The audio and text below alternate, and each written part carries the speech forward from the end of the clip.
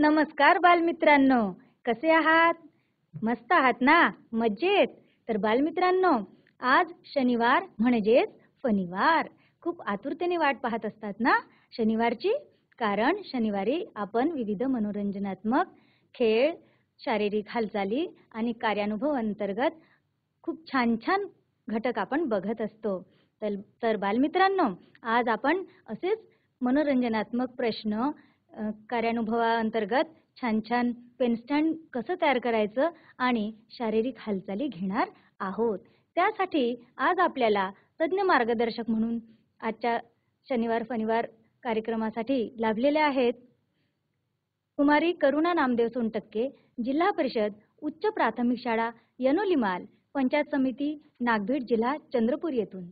त्यानंतर आपल्याला कार्यानुभव घटकाअंतर्गत पेनस्टँड कसे तयार करायचे हे सांगणार आहेत श्री चंद्रदीप बालाजी नादरगे सर, श्री पांडुरंग विद्यालय कल्लूर, तालुका उदगीर, जिल्हा लातूर येथून.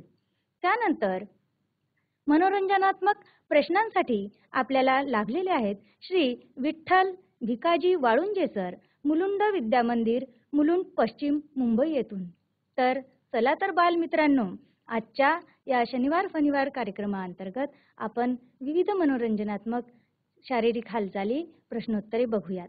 चला तर मग. नमस्कार बालमित्रांनो, कसे आहात? मजेत ना? तर बालमित्रांनो, आज आपण शनिवार फनिवार या कार्यक्रमामध्ये शिकू आनंदे लर्न विथ फन या आजच्या कार्यक्रमामध्ये शारीरिक हालचाली आपण घेणार आहोत आणि मी आपल्यासाठी घेऊन आलेली आहे योगासने. तर बालमित्रांनो, आपण तयार आहात ना? चला तर मग आपण योगा करूया. तर सर्वप्रथम मी खाली बसणार आहे, आपण सुद्धा खाली बसायचं आहे.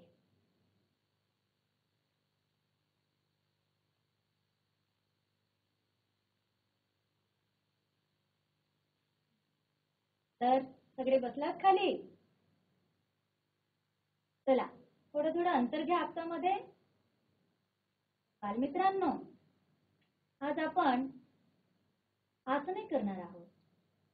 योगासने त्याच्यामुळे आपलं शरीर लवचिक होतं, आपल्या शरीरामध्ये उत्साह निर्माण होतो, आपले आरोग्य चांगले राहते आणि त्यासाठी आपण नियमित व्यायाम केला पाहिजे. म्हणून आज शारीरिक हालचालीमध्ये आपण योगासने करणार आहोत. तयार आहात ना? चला तर बालमित्रांनो, आपण शारीरिक हालचाली करूयात. चला करूयात. दोन्ही पाय सरळ घ्या. सर्वप्रथम आपण मुक्त हालचाली करणार आहोत. दोन हात असे पाठीमागे घ्या, दोन्ही पाय असे सरळ. चला आपण मुक्त हालचाली करूयात. त्याप्रमाणे उजवीकडून डावीकडे पायाचा व्यायाम करायचा आहे आपल्याला.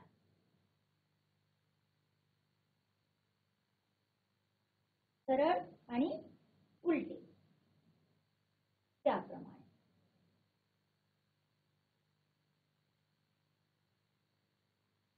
त्यानंतर आपल्याला अशा प्रकारे पायांना हलके करायचे आहे.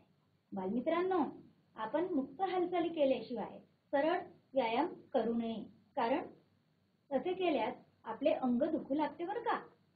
म्हणून मुक्त हालचाली करणे खूप आवश्यक आहे. चला आता दोन्ही पाय असे जवळ घ्या. आपण बटरफ्लाय करूया. घेतले का सर्वांनी? दोन्ही पाय असे जवळ आणि दोन्ही हातांनी पायांना असं घट्ट पकडायचं आहे आणि आपल्याला बटरफ्लाय करायचा आहे. चला करूयात. छान मज्जा येते ना बालमित्रांनो? चला बटरफ्लाय करूया.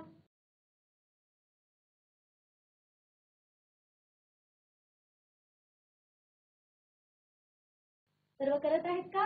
अरे वा, छान. चला पाय सरळ घ्या परत एकदा. अशा प्रकारे. आता दोन्ही हात पुढे घ्या. घट्ट मूठ बांधा आणि चला करूयात. 1 2 1 2 1 2. आता दोन्ही हात खांद्यावर घेऊयात. चला 1 सरळ आणि 2 उलटे. 1 2 1 2. चला आता आपण मानेचा सुद्धा व्यायाम करूया. हलकेच हा, मानेला ताण पडू देऊ नका प्लीज. चला आधी उजवीकडे मान हळूहळू वळवायची आहे. त्याप्रमाणे मान अगदी नाजूक असते बरं का, त्यामुळे मानेला काळजीपूर्वक व्यायाम द्यायचा आहे.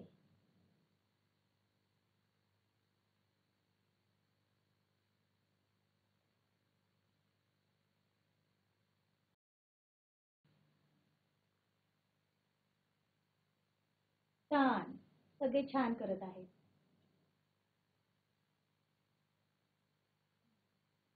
तर बालमित्रांनो, या झाल्या आता आपल्या मुक्त हालचाली. आता आपण वळणार आहोत आपल्या मुख्य आसनांकडे. तर सर्वप्रथम मी आपल्याला शिकवणार आहे पद्मासन. तर बालमित्रांनो चला, पद्मासनासाठी आपल्याला तयार व्हायचं आहे. पद्मासनासाठी सर्वप्रथम आपल्याला दोन्ही पाय समोर घ्या. दोन्ही पाय समोर घ्या. दोन्ही हात अशा स्थितीत घ्या. दोन्ही पाय असे जोडून समोर घ्यायचे आहे. आता उजव्या हाताने उजवा पाय डाव्या पायाच्या मांडीवर अशा प्रमाणे घ्यायचा आहे. डावा पाय उजव्या मांडीवर अशा प्रमाणे अशा स्थितीत घ्यायचा आहे. आणि दोन्ही हात मांडीवर गुडघ्यावर दोन्ही हात असे गुडघ्यावर ठेवायचे आहेत.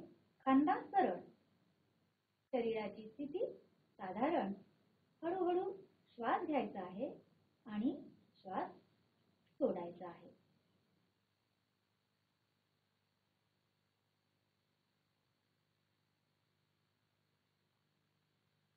हळूहळू श्वास घ्यायचा आहे आणि सोडायचा आहे. या आसनाची वेळ 10 ते 30 सेकंद इतकी असायला पाहिजे.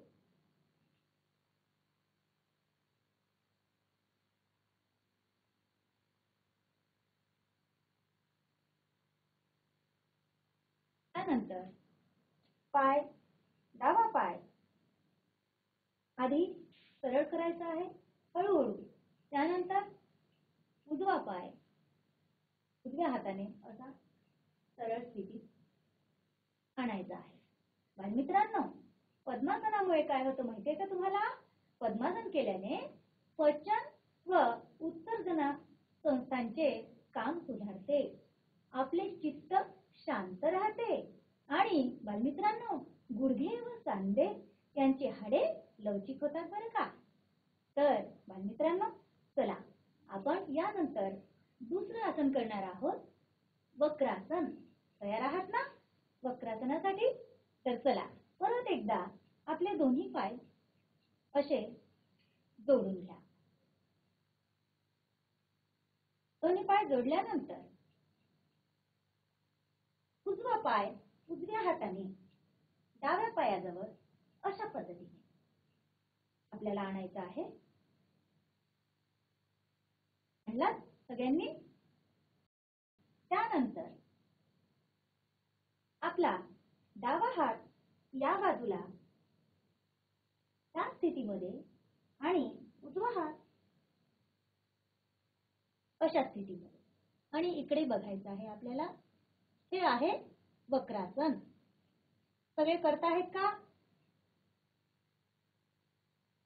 ही पहिली स्थिती झाली.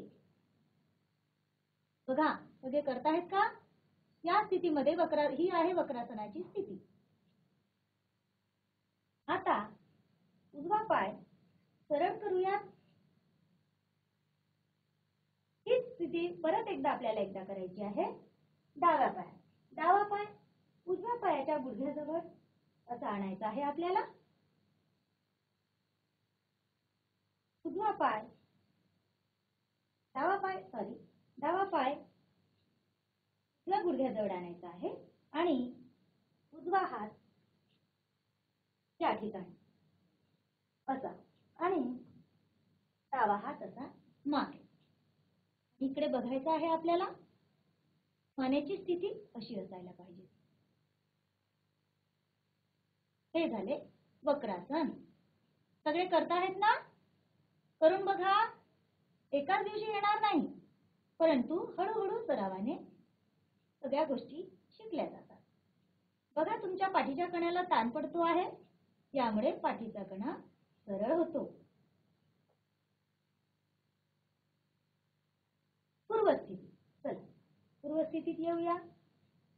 बालमित्रांनो, हे झाले वक्रासन.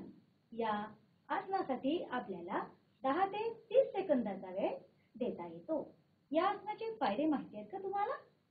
तर बालमित्रांनो, या आसनामुळे पचन संस्था सुरळीत होते. शरीर लवचिक बनतं बरं का. म्हणून हे आसन आपण नेहमी केले पाहिजे. तर चला यानंतर आपण तिसरं आसन करूयात. तयार आहात की नाही?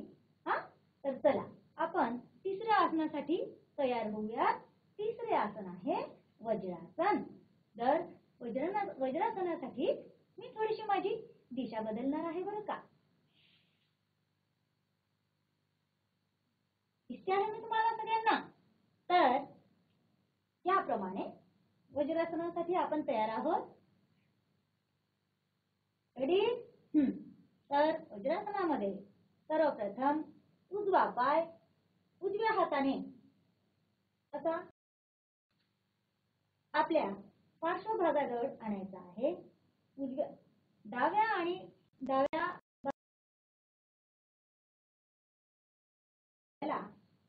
पार्श्वभागाखाली आपल्या आणायचा आहे. त्यानंतर डाव्या हाताने डावा पाय अशा अवस्थेमध्ये, अशा स्थितीमध्ये आणि दोन्ही पायाचे अंगठे एकमेकाला जुडतील अशा स्थितीत दोन्ही पाय आपले आले पाहिजेत आणि त्यावर आपल्याला असं बसायचं आहे. दोन्ही हात असे गुडघ्यावर ठेवले. सर्वांनी आले का सर्व या स्थितीमध्ये? बघा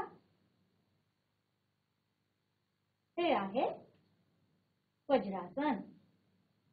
हळूहळू श्वास घ्यायचा आहे आणि सोडायचा आहे. हे आसन आपण 1 ते 3 मिनिटे करू शकतो.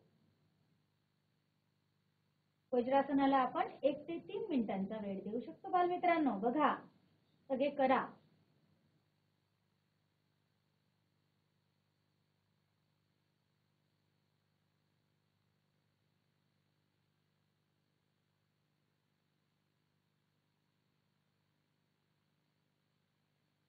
चला आता आपण पूर्वस्थितीत येऊया. उजवा पाय सरळ करूया. त्यानंतर डावा पाय डाव्या हाताने आपण सरळ करूया. कोणते आसन होते हे बालमित्रांनो? हे होते वज्रासन. किती मिनिटं वेळ द्यायचा असतो याला? 1 ते 3 मिनिटांचा वेळ द्यायचा असतो. तर बालमित्रांनो, या आसनाचे सुद्धा फायदे आपल्याला माहिती पाहिजेत बरं का. तर या आसनामुळे पाठीच्या कण्याचे दोष नाहीसे होतात. ओटीपोटातील रक्ताभिसरण सुधारते. म्हणून आपण हे सुद्धा आसन नियमित केले पाहिजे. तर बालमित्रांनो, मी माझी पुन्हा एकदा माझी दिशा बदलणार आहे, कारण यानंतरचं आसन आपण करणार आहोत पर्वतासन. चला करूयात पर्वतासन. तयार आहात सगळे? दोन्ही पाय सरळ घ्या.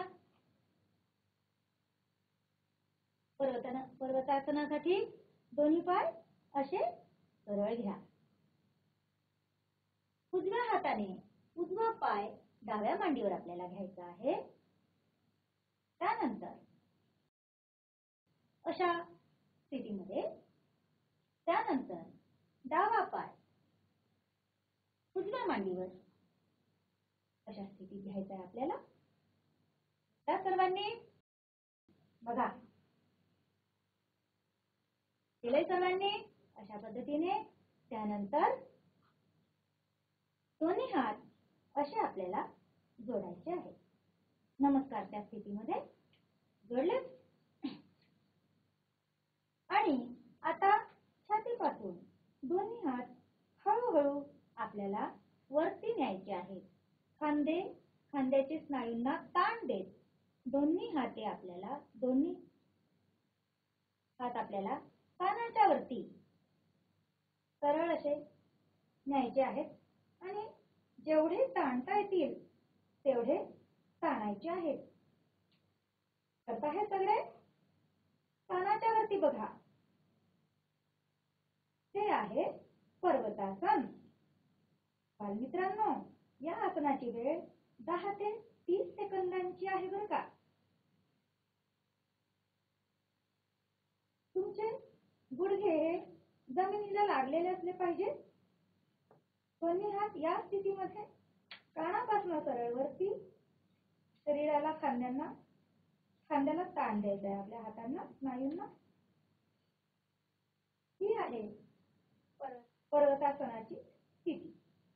बघा पर्वतासारखे उंच हात आपले आहेत म्हणून या आसनाला पर्वतासन असं म्हटलेलं आहे. 10 ते 30 सेकंदांचा वेळ या आसनाला आपल्याला द्यायचा आहे. चला हळूहळू हळूहळू पूर्वस्थितीत आपल्याला यायचं आहे.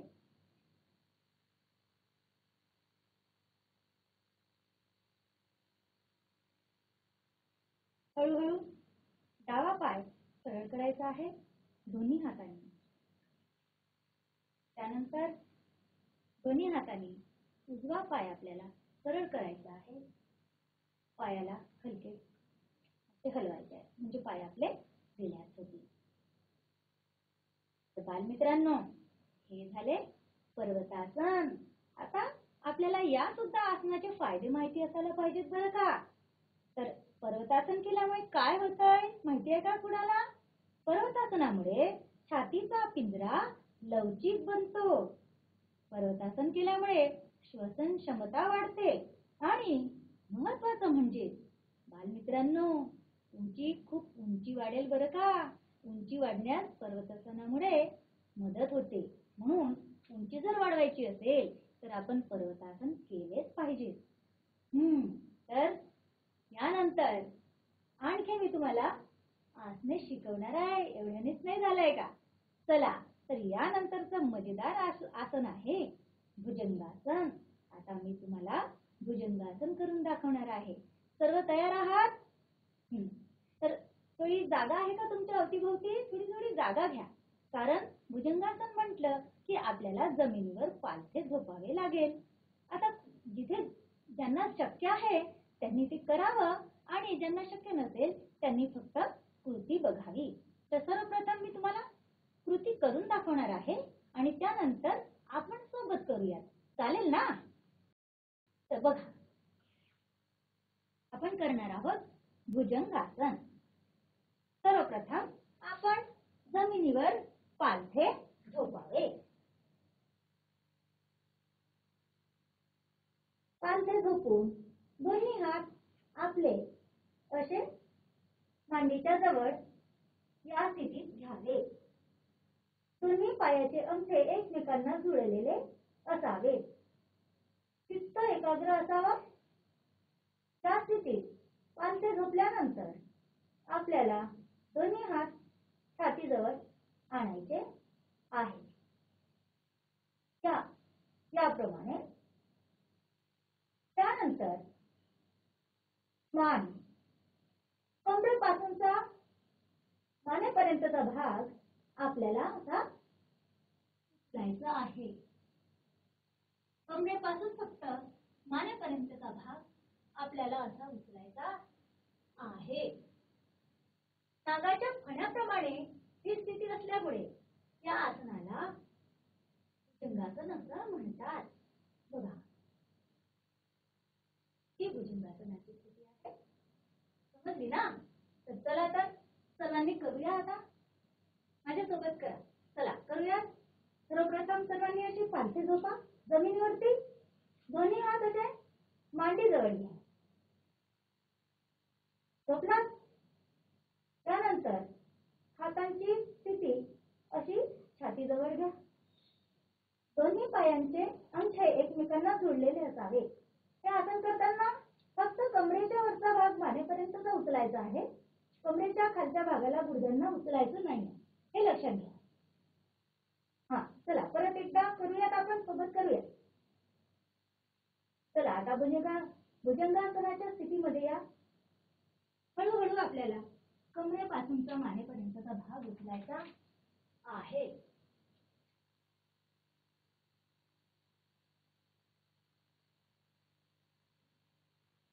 वा, छान. सर्व छान करतायत बरं का. हे आहे भुजंगासन. चला आपल्या पूर्वस्थितीत येऊयात. तर बालमित्रांनो, भुजंगासन हे 10 ते 30 सेकंद करायचे असते आणि भुजंगासनाची पूर्ण स्थिती ही नागाच्या फण्याप्रमाणे असते, म्हणून त्याला आपण भुजंगासन असं म्हणतो. भुजंगासनाचे फायदे काय आहेत माहिती आहे का? पोटाच्या स्नायूंचा लवचिकपणा वाढतो. कंठग्रंथीचे आरोग्य सुधारते. बघा, आपल्या या नसांवर ताण पडत असतो ना, त्यामुळे कंठग्रंथीचे आपल्या आरोग्य सुधारते. आतड्याचे विकार सुद्धा नाहीसे होतात. तर त्यानंतर परत असंच एक आसन मी तुम्हाला सांगणार आहे. त्या आसनाचं नाव आहे अर्धशलभासन. चला तर परत एकदा आपल्याला जमिनीवर पालथे झोपायचे आहे. तयार आहात? मजा येते का तुम्हाला? नक्कीच ना. चला परत एकदा पालथे झोपायचे आहे जमिनीवर. परत एकदा जमिनीवर पालथे झोपूया. त्या स्थितीमध्ये त्यानंतर मानेचा भाग फक्त आपल्याला उचलायचा आहे आणि एक पाय आपल्याला विकृती करून दाखवत आहे. तुम्ही सर्वप्रथम बघा आणि नंतर आपण सोबत करूया. याप्रमाणे पालथे झोपायचे आहे. दोन्ही हात या स्थितीमध्ये. आधी आपण उजवा पाय त्या स्थितीत आणायचा आहे आणि मान जितकी तुम्हाला उचलता येईल तितकी. ही आहे अर्धशलभासन. त्याची स्थिती हे बघा, अर्धशलभासन.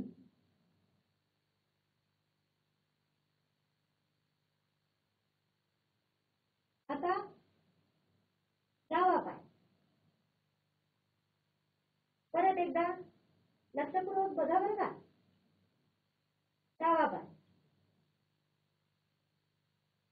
मान हळूहळू वरती उचलायची आहे आणि पाय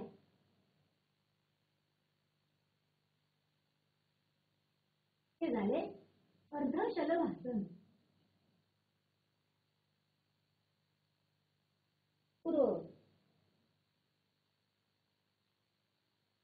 तर बालमित्रांनो, समजले का अर्धशलभासन तुम्हाला? त्यामुळे काय होत असतं, अर्धशलभासनाचे फायदे काय आहेत माहिती आहे का तुम्हाला?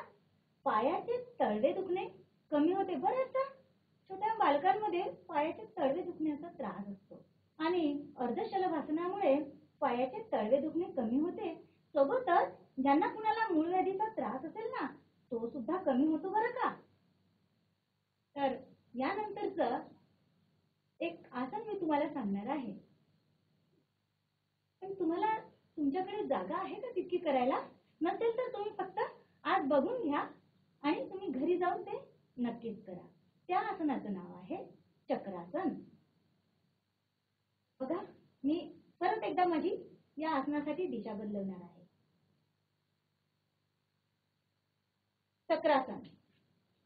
चक्रासनासाठी मी माझी दिशा बदललेली आहे आणि त्यासाठी सुद्धा झोपायचे आहे, पण सरळ. भुजंगासनासाठी आपण पालथे झोपलेलो होतो आणि चक्रासनासाठी आपल्याला सरळ झोपायचे आहे.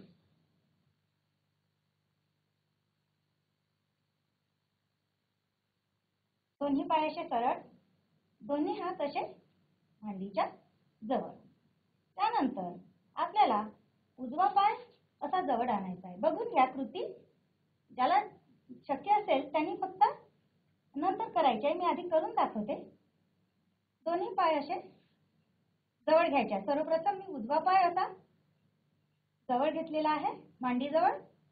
त्यानंतर डावा पाय असा जवळ घेतलेला आहे. त्यानंतर उजवा हात मी कानाजवळ अशा पद्धतीने पालथा घेतलेला आहे. त्यानंतर डावा हात सुद्धा त्याचप्रमाणे अशी स्थिती. त्यानंतर आपल्याला या हाताच्या आणि या पायाच्या मदतीने आपलं शरीर उचलायचं आहे. बघा बालमित्रांनो, आधी लक्षपूर्वक बघून घ्या आणि नंतर आपल्याला हे घरी सुद्धा करता येईल. ही स्थिती आहे. यानंतर या हाताच्या आणि पायाच्या बळावर आपल्याला आपलं शरीर उचलायचं आहे. चला, मी तुम्हाला करून दाखवते.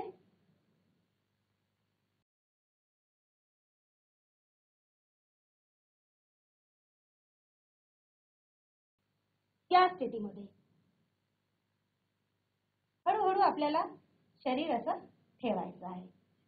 उजवा पाय आधी सरळ करायचा आहे, त्यानंतर डावा पाय सरळ करायचा आहे. उजवा पाय सरळ, उजवा हात सरळ, त्यानंतर डावा हात सरळ. तर बालमित्रांनो, हे आहे चक्रासन. हा चक्रासनाचे फायदे आहेत. चक्रासनाची वेळ 10 ते 30 सेकंदांची आहे बरं का.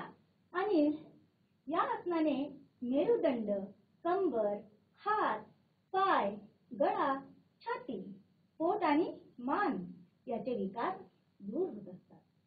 तर अशा प्रकारे आजच्या शारीरिक हालचालींमध्ये आपण एकूण किती आसने पाहिली आहेत? 7 आसने पाहिलेली आहेत. पहिलं पद्मासन, त्यानंतर वक्रासन, त्यानंतर वज्रासन, 4थ्या नंबरचं आसन पर्वतासन, 5व्या नंबरवर आपण पाहिलेलं आहे भुजंगासन, 6व्या नंबरवर अर्धशलभासन आणि 7व्या नंबरवर जे मी आता करून दाखवलं ते चक्रासन.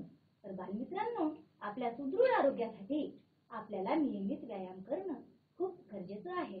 त्यामुळे आपले आरोग्य सुधारते. चला तर मग भेटूया पुढच्या तासिकेमध्ये. तोपर्यंत स्वस्थ रहा, मस्त रहा. बाय. नमस्कार बालमित्रांनो, कसे आहात? मजेत ना? आत्ताच आपण काही शारीरिक हालचाली पाहिल्या. या तासामध्ये आपण रंगीत कागदापासून पेन स्टँड बनवायला शिकणार आहोत. तर सर्वप्रथम आपण पेन स्टँड बनवण्यासाठी जे काही लागणारे साहित्य आहे त्या साहित्याची ओळख करून घेणार आहोत. आपल्याला 3 रंगाचे हे अशा प्रकारचे वेगवेगळ्या आकाराचे कागद लागणार आहेत. त्याचबरोबर कातर, इंक आणि या पेन स्टँडला सजवण्यासाठी आपल्याला मोरपिसाची आवश्यकता आहे. अशा प्रकारचं मोरपिसी मी सोबत आणलेला आहे. सर्वप्रथम आपण हा चौरस आकाराचा कागद घेतलेला आहे. या चौरसाचे 4 कोन असतात. 1, 2, 3, 4. चौरसाच्या 4 बाजू आहेत. 1, 2, 3, 4. आणि या चौरसाचा प्रत्येक कोन जो आहे तो 90 अंशाचा असतो. आणि चौरसाच्या या 4ही कोनाच्या मापाची बेरीज 360 अंश असते. तर सर्वप्रथम हा चौरस आकाराचा कागद, याला आपण अशा प्रकारची घडी घालायची आहे.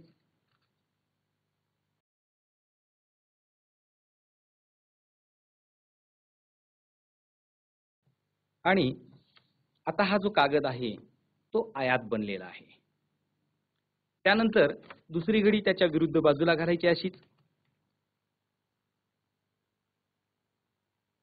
या घड्या काळजीपूर्वक आपण घालायच्या आहेत.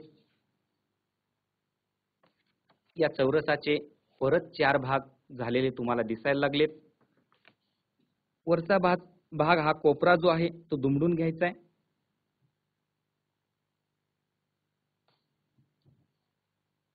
दुसऱ्याही बाजूचा कोपरा हा इकडचा परत दुमडून घ्यायचा आहे.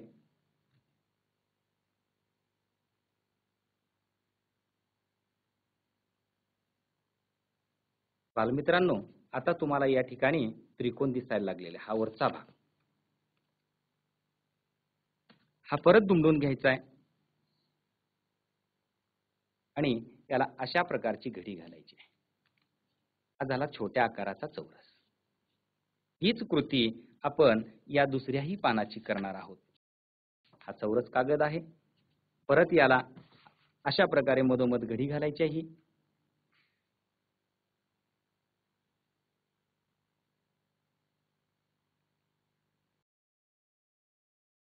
परत त्याच्या दुसऱ्या बाजूला ही अशी विरुद्ध बाजूला घडी घालायची आहे.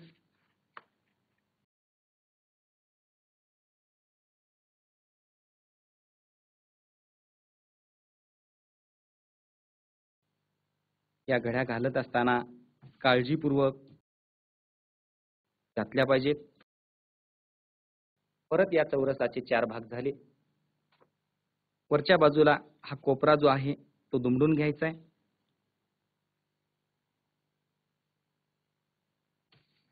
दुसऱ्याही बाजूचा कोपरा परत दुमडून घ्यायचा आहे.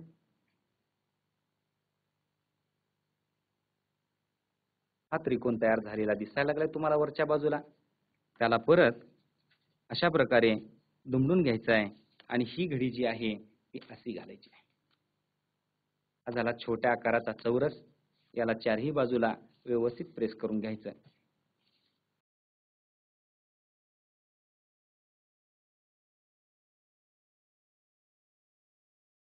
हा जो चौरस आहे तो या ठिकाणी व्यवस्थित असा दोन्ही भाग दिसतील तुम्हाला. हे असं व्यवस्थित एकदम याच्यामध्ये बसवायचे.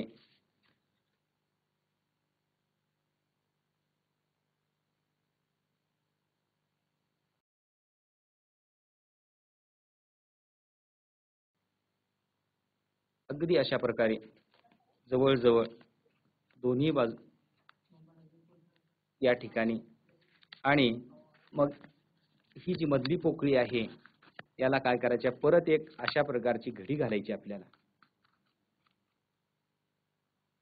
हे दोन्ही भाग या ठिकाणी मधोमध गच्च पकडायची आणि अशा प्रकारे या ठिकाणी घडी घालायची.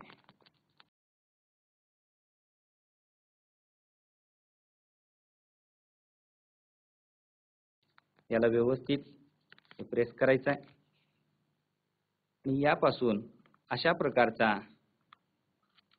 खोक्याचा आकार जसा असतो औषधाच्या बॉटलचा किंवा टूथपेस्टचा खोक्याचा जसा आकार आहे तसा आकार हा तयार झालेला आहे. याला डिंकाच्या साह्यानं आपण चिटकावून घ्यायचा आहे. काही भाग वर जर आला असेल तर त्याला डिंकाच्या साह्यानं चिटकावून घ्यायचा आहे.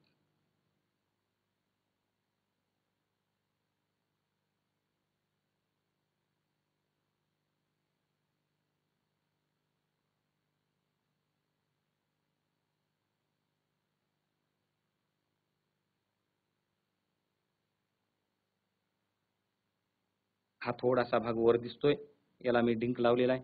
परत या ठिकाणी असं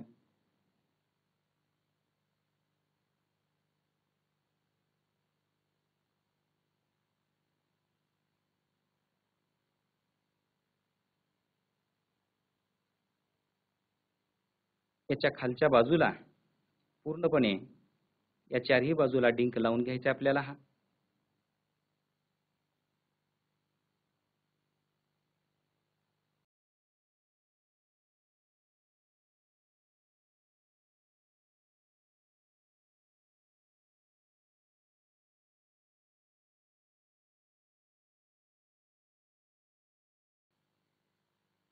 आणि हे अशा छोट्याशा कागदाच्या तुकड्यावरती याला चिटकवायचं आहे.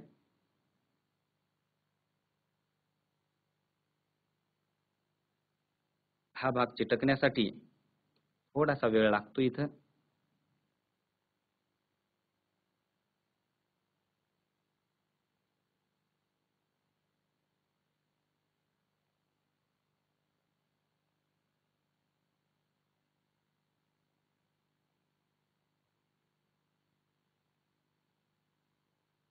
कैंचीच्या साहाय्याने हा जो भाग आहे तो कट करायचा आहे. हा चिकटलेला भाग जो आहे तो कैंचीच्या साहाय्याने जसा आकार आहे तसाही त्याच्या बाजूनं अगदी बरोबर आपल्याला ही काप घ्यायची.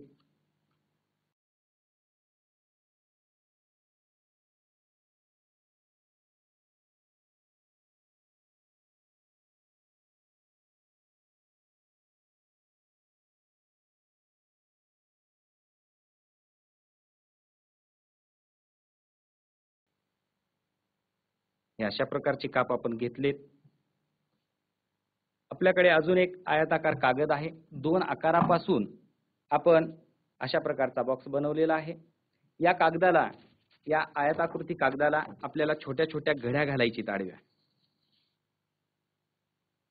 या ठिकाणी मी घालतोय. याच्या विरुद्ध बाजूला दुसरी घडी घालायची आहे. हे अशा प्रकारे हीच कृती आपल्याला परत करायची आहे. या घड्या घालत असताना एक समान यायला पाहिजेत. लहान मोठ्या या घड्या होऊ नयेत.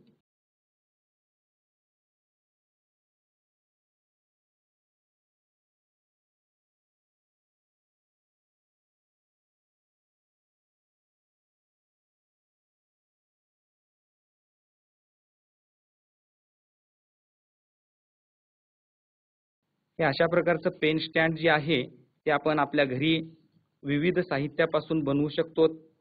जसं प्लास्टिकच्या बॉटल असतील, त्याचबरोबर औषधाचे खोके असतील, नारळाच्या करवंट्या, बांगडी अशा विविध साहित्यापासूनही आपण आपल्या घरी अशा प्रकारचं पेन स्टँड बनवू शकता आणि त्यात पेन ठेवू शकता.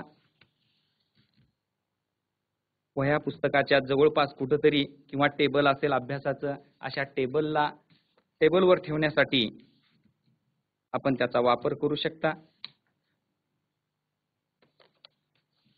या अशा प्रकारच्या घड्या या आयताकृती कागदाला आपण घातल्यात.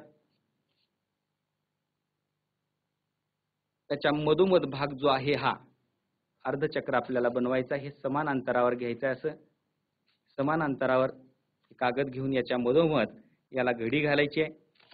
हे अशा प्रकारे तुम्हाला दिसते. याचा हा मधला जो भाग आहे तो भाग आपल्याला डिंकाच्या साहाय्याने चिटकवून घ्यायचा आहे.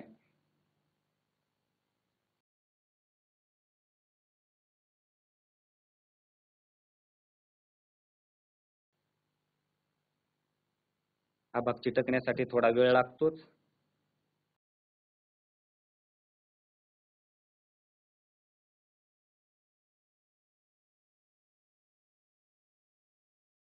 वेगवेगळ्या साहित्यापासून तुम्ही घरी अशा प्रकारचं पेन स्टँड बनवायचं आहे. कधी कधी शाळेत जाण्यासाठी आपल्याला उशीर होतो, पेन सापडत नाही आणि आपण शोधाशोध करतो. त्यावेळेस मात्र आपल्याला आई रागावते आणि वेळ झाल्यानंतर शाळेत गुरुजीही रागावतात. कारण काय असतं, पेन पेन्सिल आपल्याला लवकर सापडली नाही. अशी चूक होऊ नये म्हणून आपण आपल्या घरी अशा प्रकारचं हे पेन स्टँड बनवायचं आहे. हा एक आकार तयार झालेला आहे. या आकाराला आपण हे पेन स्टँड अधिक सुंदर दिसण्यासाठी त्याच्या मागच्या बाजूला चिटकावून घ्यायचं आहे. सर्वप्रथम डिंकाचा चिटकवण्यासाठी डिंकाचा वापर करायचा आहे. याही बाजूला आपण डिंक लावून घ्यायचा आहे आणि जो हा आकार आहे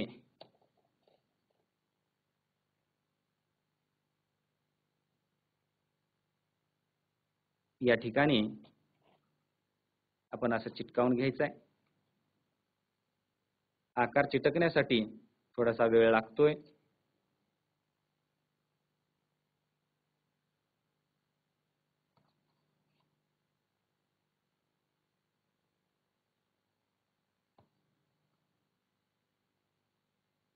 हे अशा प्रकारे तुम्हाला दिसत आहे.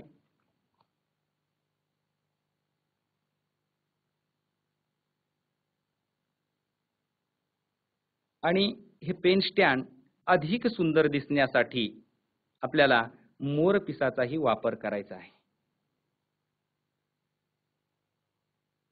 या मोरपिसाला थोडंसं फेविकॉल लावायचं, डिंकाचा वापर करायचा.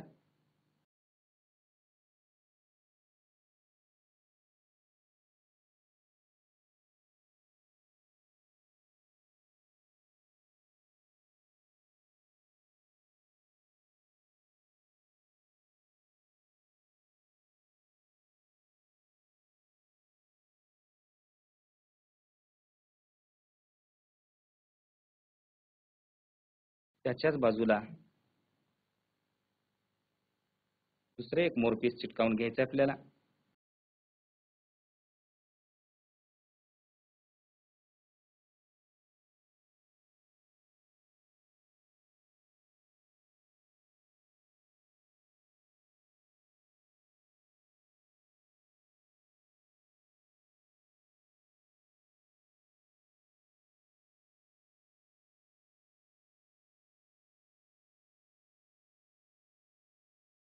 हे मोरपीस चिटकण्यासाठी थोडा वेळ लागतो.